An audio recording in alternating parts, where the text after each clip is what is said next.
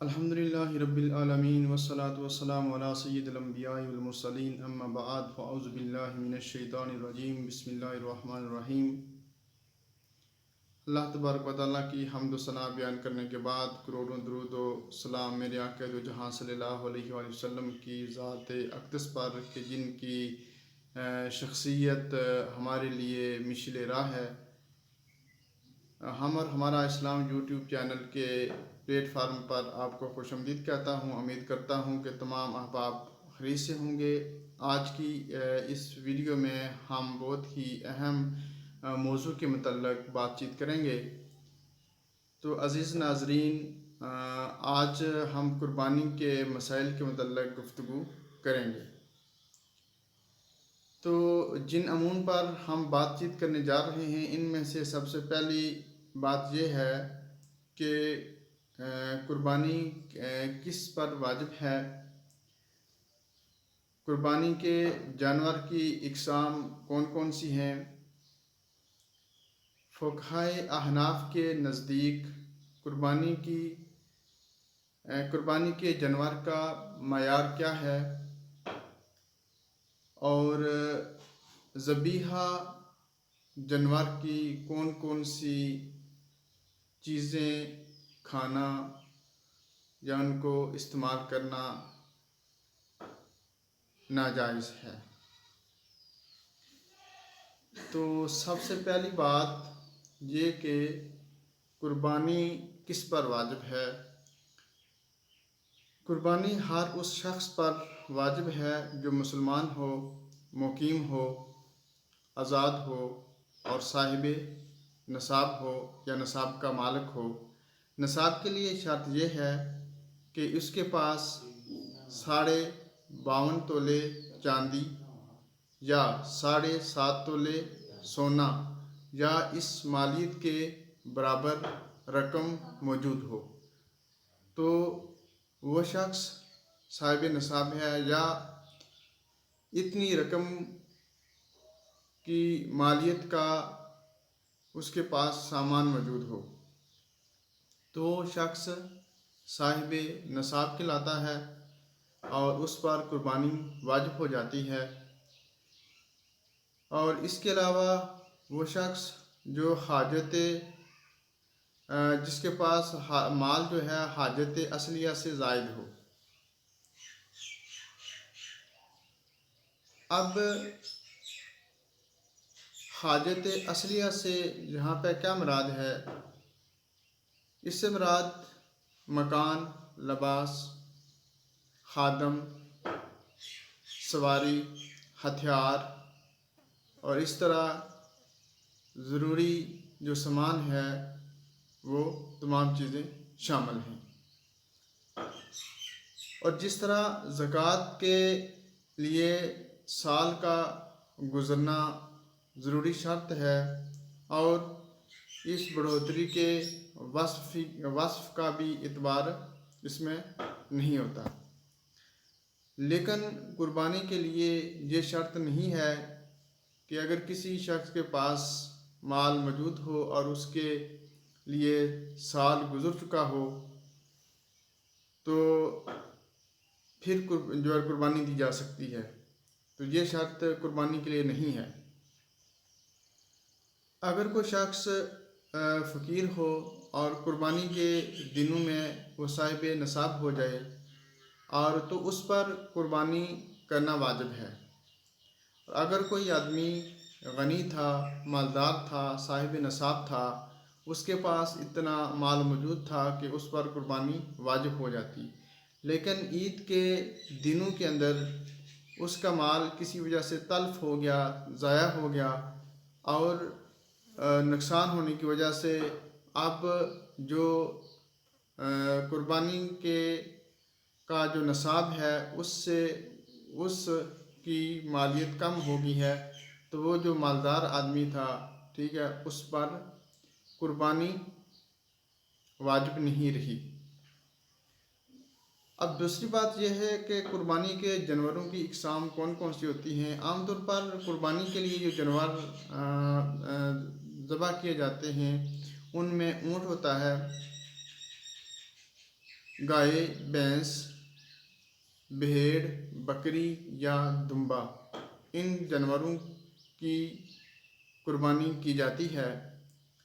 اب اونٹ جس کی عمر 5 سال ہو یا اس سے زائد ہو تو وہ اونٹ کا جانور قربانی کے قابل ہے، اس کی قربانی دی جا سکتی ہے۔ اور 5 سال سے کم عمر کا اونٹ قربانی کے اہل نہیں ہے، اگر آپ ذبح کریں گے تو اس کی قربانی نہیں ہوگی۔ اسی طرح گائے اور بھینس کے بارے میں کہ ان کی عمر پورے 2 سال یا اس سے زائد ہونی چاہیے۔ اس سے کم عمر کے جانور جو ہے وہ قربانی کے لیے اہل نہیں ہوں گے۔ اسی طرح بھیڑ، دمبا یا بکری جو چھوٹے جانور ہیں، ان کے لیے یہ ہے کہ جب یہ 1 سال کے ہو جائیں تو یہ قربانی کے اہل ہیں، ان کی قربانی دی جا سکتی ہے۔ البتہ دمبا یا بھیڑ کا بچہ اگر 6 ماہ کا ہو اور اس قسم کے ایسے جانوروں کے اندر کھڑا ہو کہ وہ صحت مند ہونے کی وجہ سے، موٹا تازہ ہونے کی وجہ سے وہ سال کی عمر کے جانوروں کے برابر معلوم ہو تو اس کی بھی قربانی دی جا سکتی ہے۔ لیکن اس کے لیے شرط یہ ہے کہ آپ نے جو جانور رکھے ہوئے ہیں ان میں تمام جانور چھوٹے ہیں اور صرف ایک ہی یہ جانور ہے جو 6 ماہ کا ہے اور اس کی عمر جو ہے اس کی عمر 6 ماہ ہے اور وہ سال کے جانوروں کے برابر معلوم ہوتا ہے تو اس کی قربانی دی جا سکتی ہے۔ لیکن یہ شرط اس لیے ہے کہ اگر آپ کے پاس کوئی دوسرا جانور موجود نہیں ہے، اگر آپ کے پاس ایسا جانور موجود ہے جو 1 سال کا ہے اور پھر اس جانور کی ہی قربانی کرنا بہتر ہے اور 6 ماہ کے جانور کو آپ چھوڑ دیں۔ فقہائے احناف کے نزدیک قربانی کے جانور کا معیار کیا ہے، اس حوالے سے بھی ہمیں معلوم ہونا چاہیے کہ اللہ کی راہ میں ہم قربانی دینے جا رہے ہیں تو اس اعتبار سے ایسا جانور ہو یا ایسے جانور کا انتخاب کریں کہ جس میں کوئی نقص یا کوئی عیب نہ ہو۔ ایسا جانور جس کے اندر کوئی عیب پایا جائے یا نقص ظاہر ہو، واضح معلوم ہو تو ایسا جانور بھی قربانی اس کی نہیں دی جا سکتی۔ اس حوالے سے ایک حدیث آپ کے سامنے میں رکھتا ہوں کہ حضرت براء ابن عازب رضی اللہ تعالیٰ عنہ روایت کرتے ہیں کہ رسالت مآب صلی اللہ علیہ وسلم ہمارے پاس کھڑے تھے اور وہ آپ صلی اللہ علیہ وسلم نے فرمایا کہ وہ جانور جن میں درجہ ذیل قسم کے عیوب پائے جائیں ان کی قربانی جائز نہیں ہے۔ ان میں سے پہلا یہ بتایا کہ وہ جانور جو کانا ہو اور اس کا کانا پن ظاہر ہو اور اس جانور کی قربانی جو ہے وہ نہیں دی جا سکتی۔ اور دوسرا وہ جانور جو بیمار ہو اور اس کا مرض ظاہر ہو اس کی بھی قربانی نہیں دی جا سکتی۔ اسی طرح وہ جانور جو لنگڑا ہو اور جس کا لنگڑا پن ظاہر ہو وہ بھی قربانی کے قابل نہیں رہتا۔ اور ایسا بڑا جانور جس کی ہڈیوں میں گودا نہ ہو اور وہ بہت کمزور اور لاغر ہو وہ بھی قربانی کے قابل نہیں رہتا اور اس کی قربانی آپ نہیں دے سکتے۔ باقی آپ ذبح کر کے صدقہ خیرات کر سکتے ہیں لیکن ان ایسے جانوروں کی قربانی نہیں ہو سکتی۔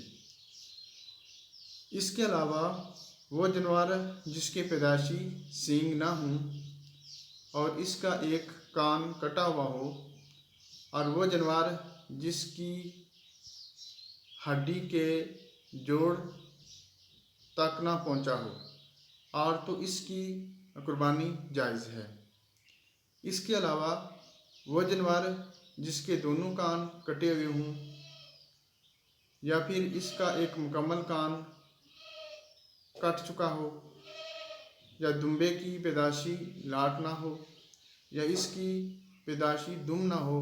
اگر کسی جانور کی دم تو ہو لیکن وہ 3 حصے سے زائد کٹ چکی ہو، یا پھر بکری کا ایک تھن نہ ہو، یا گائے یا بھینس جو بڑے جانور ہیں ان کے 2 تھن بھی غائب ہوں، تو ایسے جانور جو ہے وہ عیبدار تصور کیے جاتے ہیں، اور ایسے جانور کے اندر نقص ہونے کی وجہ سے، عیب ہونے کی وجہ سے ان کی قربانی کرنا جائز نہیں ہے۔ اب قربانی کے گوشت اور کھال کا حکم۔ قربانی کے گوشت کو 3 حصوں میں تقسیم کیا جائے، اور یہ ایک مستحب عمل ہے۔ ایک حصہ گھر میں استعمال کریں، دوسرا حصہ غریب غربا اور مساکین میں تقسیم کریں، اور ایک حصہ تیسرا جو ہے وہ اپنے دوست احباب رشتہ داروں کے لیے منتخب کر لیں۔ آپ صلی اللہ علیہ وآلہ وسلم کا یہ معمول تھا کہ جب آپ صلی اللہ علیہ وسلم قربانی کا جانور ذبح کرتے تو اس کے لیے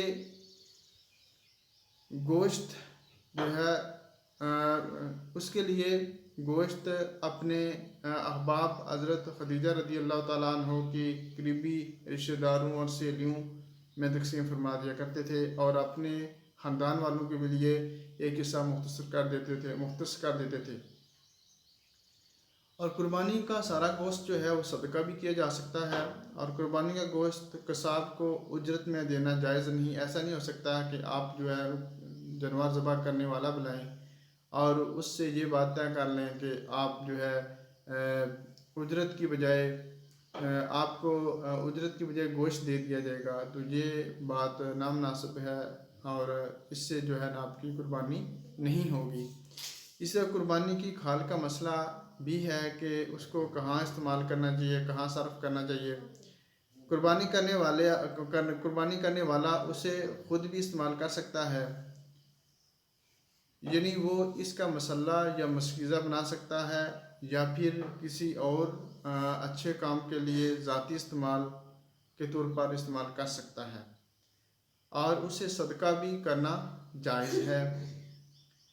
اس کے علاوہ کھال جو ہے وہ دینی مدارس میں بھی دے سکتے ہیں، یعنی ایسے مدارس جن میں درس قرآن کا سلسلہ ہو، جن میں حدیث، فقہ اور تفسیر قرآن کے علوم پڑھائے جاتے ہیں، تو ایسے مدارس میں بھی آپ کھال دے سکتے ہیں، کیونکہ وہاں پہ نادار اور مالی طور پر غریب طلباء عام طور پر وہاں ہوتے ہیں، تو اس اعتبار سے آپ ان کی مدد کے لیے بھی کھال دے سکتے ہیں۔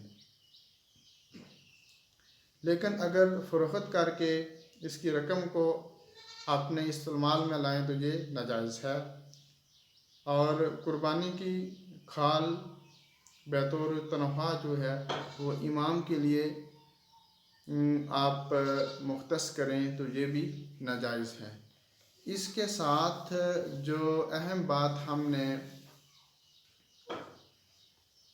شروع میں جو نکات بیان کیے تھے ان میں یہ تھی کہ ذبیحہ کی درجہ ذیل چیزیں کھانا جائز نہیں ہے۔ سب سے پہلی بات، وہ جانور جو آپ قربانی کر چکے ہیں اور اس میں بہتا ہوا خون تو کسی اعتبار سے بھی آپ استعمال نہیں کر سکتے۔ پھر اعلیٰ تناسل، یعنی جو بہل یا بکرا یا بھینسا، ان کے جو اعلیٰ تناسل ہیں ان کو بھی آپ استعمال نہیں کر سکتے، یہ مکروہ ہے۔ اسی طرح عام طور پر شہروں میں یہ رواج ہوتا ہے کہ کپوری وغیرہ بڑے شوق سے استعمال کیے جاتے ہیں، لیکن آقا جہاں صلی اللہ علیہ وسلم نے جو ہے ان کو بھی کھانا پسند نہیں فرمایا، اور یہ بھی مکروہ ہیں۔ اس طرح پہانا کی جگہ یا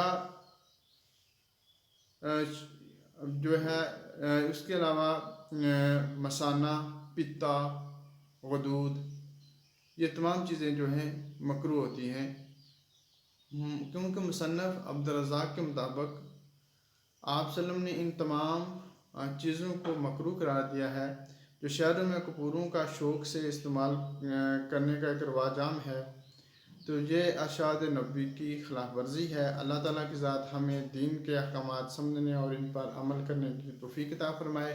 وما علینا الا البلاغ المبین، وآخر دعوانا الحمد للہ رب العالمین۔